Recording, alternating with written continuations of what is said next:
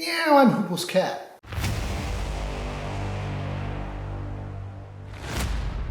I've read this book and I'm going to review it for you. Of course, America has an emergency broadcast system, so they'd alert people to what's going on. We heard the emergency broadcast system. Ruth thought this explained a great deal. I thought to turn on the radio. This is the emergency broadcast system. The tone was not mocking but faithful, sounding the right stress and intonation. Not a test. Do you understand? Not this is only a test. That's the only way I've ever heard it. So I didn't even notice it at first, but I kept listening and heard it again.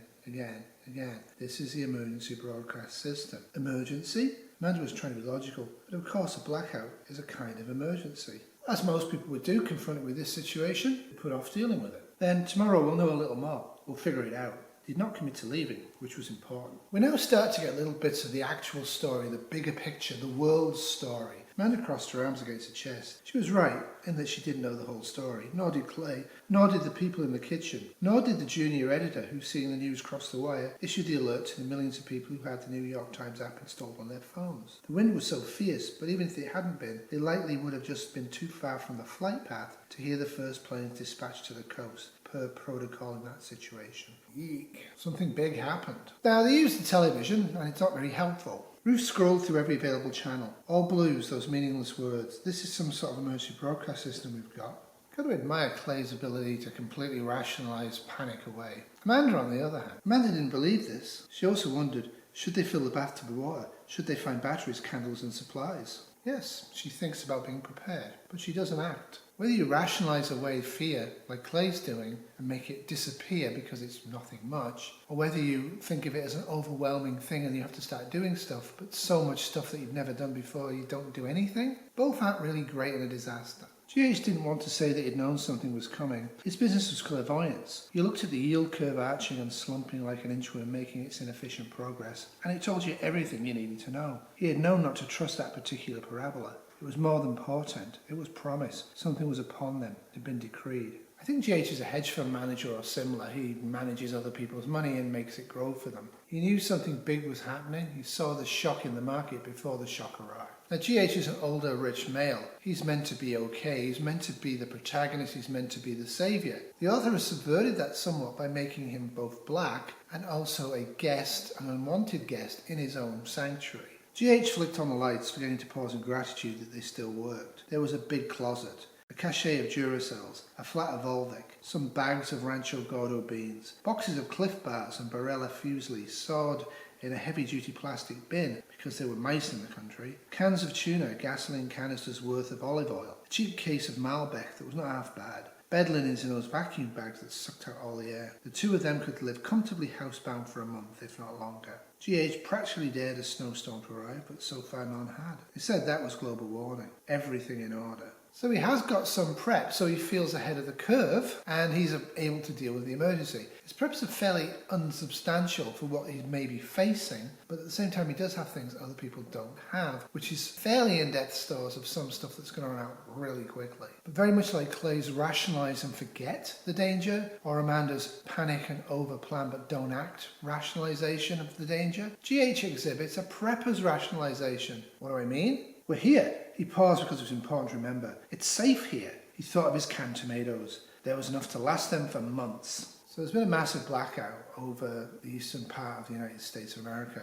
They don't know, but we know planes have been dispersed to the coast in case it's an enemy attack. Canned tomatoes are a good idea. But that and his other preps in no way make him safe. The prepper fantasy of safety is a fantasy. We now start to get introduced to Rose, the younger daughter. Mom. Rose was wide awake. Rose restored by night. Rose abloom. It had been that way her whole life. Mornings she was dying to do. She opened her eyes and jumped to the floor. When you're the younger child, you learn to fend for yourself. There's something wrong with the TV. Mom, there's something wrong with the TV. Honey, this is not an emergency. Then she remembered. Rose has noticed that the TV's not functioning properly. It's all messed up. The first few channels were all black and white dancing light. After that, all white. Nothing. Can you fix it?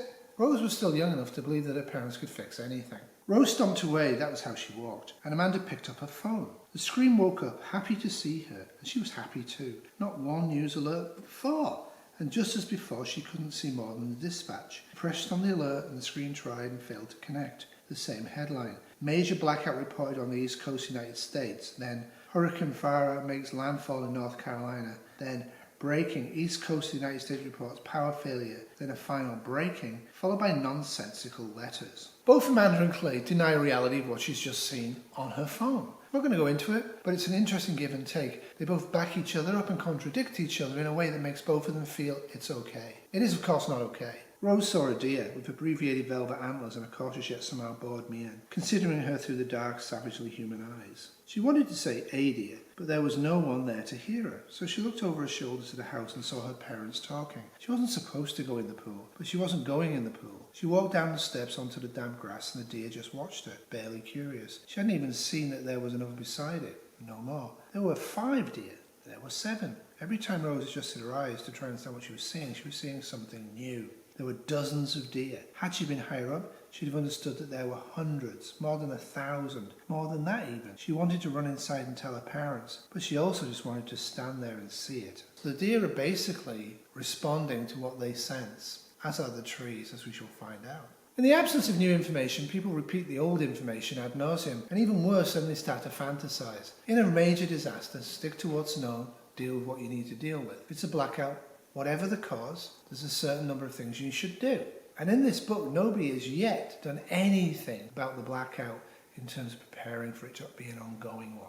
Every time there's a blackout in your area, the lights may never come back on again. People aren't ready for that. The same thing, a blackout, then something about the hurricane, then an update, and then something that was just gibberish. This was the 3rd time she'd explained it. The information felt even more meaningless now. She hadn't been raised to do, though that had been expected, but to convince. This was, her mother understood, how women made their way in the world, convincing men to do the things they wanted. I'm scared, she was confessing. Maya and the boys, she's probably trying to call us. Our daughter, GH explained. He put a hand on his wife's shoulder. Don't worry about that now. GH is controlling the situation because he doesn't want to have panic. If it's not under control, it's chaos. Certain types of personality are going to really focus on not panicking. She should be worried about the kids. Now, for various reasons, Clay decides to drive into town to find out what's going on. Way late into what's going on, but that's what they come up with. He goes on his own, even though he doesn't know the area, and he's a bit of a dud.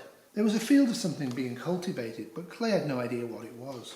Were soybeans the same thing as edamame, or were they something else? And what could they be used for? Well, if the power never comes back on again, you better find out. But it also shows how disconnected people are in the modern world from their food, from their natural environment, from deer.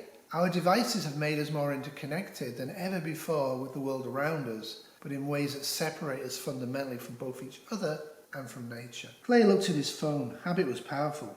It showed him nothing. There were directions written down in Amanda's notebook, of course, but Amanda's notebook was back at the house in Amanda's Vuitton bag. Anyway, the ability to take written directions to one destination and simply invert them to move in the reverse was an obsolete art. It was like winding the car windows down with a crank. Human progress. Clay was lost. You used to have to do this in a car to make the window go up or down. It was literally a lever and you had to turn it. There were no other cars, he didn't know if that seemed odd or not. He is out of his normal environment, but this can happen to you anywhere. For example, a lot of people talk about using side roads to evacuate from cities in a major disaster, not understanding that side roads are going to be as congested as the main roads, and you probably need to walk out or bike out. But at the same time, if you're not used to going through an area, even of your own city or town, it can be fundamentally disorientating to try that after a disaster's hit. You should be extremely familiar with your local environment. About halfway through the book, Amanda realizes that she's absolutely as useless as Clay. Without our phones, it turns out we're basically marooned here. That was it. The feeling was withdrawal. On planes, she turned off airplane mode, started trying to check her email once she heard that ding that meant you were fewer than 10,000 feet aloft. The flight attendants were buckled in and couldn't scold. She'd pull and pull and pull at the screen, waiting for the connection to be established, waiting to see what she'd missed. The dependency on modern technology that Amanda's showing is not that uncommon. We might like to feel that we're above her, but basically, for certain aspects of life, we're as dependent on technology we don't understand as Amanda is. Ruth says to her, "You'll believe it when you see it on your phone." And isn't that the sad truth? People don't believe anything anymore unless they see it on their favourite news site or their favourite app or on whatever. People no longer are able to critically think. Rose and her older brother Archie head off into the forest, and Rose tries to tell Archie about the deer. He doesn't understand what she's trying to say, and he's not prepared to listen. They wanted something to happen, but something was happening. They did not know it, and it did not involve them, not really. It would, of course. The world belonged to the young. Having seen how Amanda and Clay and GH and Ruth are actually dealing with this emergency, the unknown narrator here is probably right. I can't see any of them surviving for a long period of time. Still lost in the car, still trying to find the grocery store that he can't find, Clay comes to a decision. Their vacation was ruined, the spell was broken. Truly what you should do was drive out to the house and have the kids pack their things. They'd be back in the city before dinner. They could splurge at the French place on Atlantic, order a fried anchovy, steak and martini. Clay was only decisive after the fact. And now he was, well, he could say turned around, not lost. He felt a strange, powerful desire to see his children. In a disaster, making decisions is a critical skill. Making decisions based on what happened before the disaster is a death trap. Now I know because I've seen a clip and I managed to turn it off that Clay, whilst he's out driving lost, does encounter a lady who speaks Spanish. And that is in fact from the book. But she was panicked and she was panicking him. He was lost and wanted his family. He wanted a steak at that restaurant on Atlantic Avenue. No Spanish. She said something more, something. He heard beer, but she said dear. And they sounded alike in both tongues. She said more, she said telephone, but he didn't understand. She said electric, but he didn't hear. Tears welled at the corner of her small eyes. She was short, freckled, broad. She could have been 14 or 40. Her nose was running. She was weeping. She spoke louder, hurried for imprecise, maybe laxing out of Spanish altogether into some dialect, something still more ancient, the argot of civilizations long dead. Piles of rubble in jungle. Her people discovered corn, tobacco, chocolate. Her people invented astronomy, language, trade. Then they'd cease to be. Now that's a bit of a forewarning for us, isn't it? We like to think that we are going to be immortal. Truth is, history says, I'm sorry, he shook his head. If his phone had worked, he might have tried Google Translate. He needed to be away from her even more than he needed to be with his family. Clay cannot cope with what's going on. She is having a meltdown about whatever's going on. She obviously knows more than he does. And he just has to get away from her. He can't have his normalcy destroyed by the reality of the environment he's now in. In disaster situations, people do incredibly dumb things. They'll literally sit around for 3 hours on the Titanic drinking scotch, knowing it's going to sink, make no efforts to build a boat. Can be done if you act quickly enough and understand the situation. When you just want to get away from the situation or you don't want the situation to happen, that's the death trap. This has been a 2024 Wolfie Terry's Had a Treat production. Thank you.